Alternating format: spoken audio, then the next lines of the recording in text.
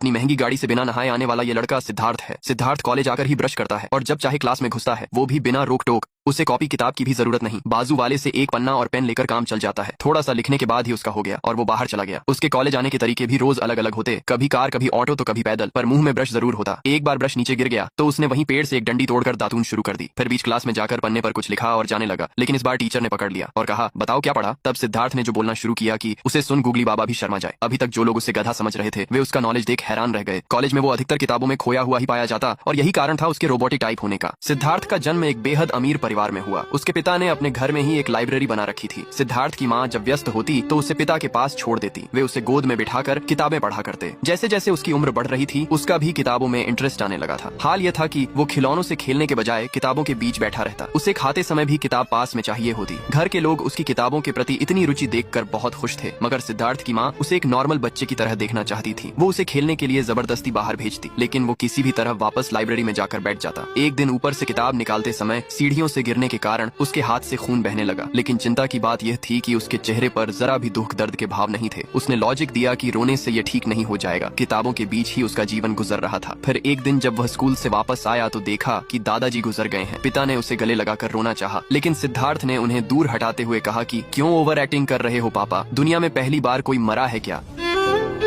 आज अचानक सिद्धार्थ ने किताब से ध्यान हटाते हुए खाने की फरमाइश की तो माँ ने खुश होकर कहा कि मैं अभी 2 मिनट में मैगी बनाकर लाती हूँ। माँ के जाते ही सिद्धार्थ का टाइमर शुरू हो गया। 2 मिनट पूरे हो गए पर मैगी नहीं आई, लेकिन भूख लगी थी तो कुछ तो खाना ही था। उसने अपने आस पास लगे पेड़ों को स्कैन करना शुरू कर दिया। उसे एक पेड़ मिला जिसे खाना सेफ रहेगा, और फिर क्या था, सिद्धार्थ ने पत्ती खाना चालू कर दिया। माँ मैगी बनाकर लाई तो देखा कि बेटा तो जुगाली कर रहा है। उसने कहा, बेटा ये बकरी के लिए छोड़ दे, तू मैगी खा। सिद्धार्थ ने लॉजिक दिया कि खाना पेट भरने के लिए खाया जाता है, स्वाद तो सिर्फ जीभ की तृप्ति के लिए है। सिद्धार्थ के साथ सिर्फ खाने की ही समस्या नहीं है। एक रात तो हद हो गई, सभी लोग उसे ढूंढ रहे थे, लेकिन वह मंदिर के आगे सड़क पर सोता हुआ पाया गया। पूछने पर बताया कि नींद आ रही थी तो सो गया। उसने कहा, अबे पप्पू, घर जाके भी तो सो सकता था। सिद्धार्थ ने लॉजिक दिया, जब नींद आए तभी सो जाओ कहीं भी। बेचारे माँ बाप तो उसे पैदा कर पछता रहे थे। वो घर में भी दिन भर लाइब्रेरी में बैठकर बुक्स पढ़ता रहता। फिर उन्होंने उसकी सारी किताबें छुपा दी और अमीर बाप ने उसके लिए एक कॉलेज ही खोल डाला ताकि वो बाहर की दुनिया में घुल मिल सके।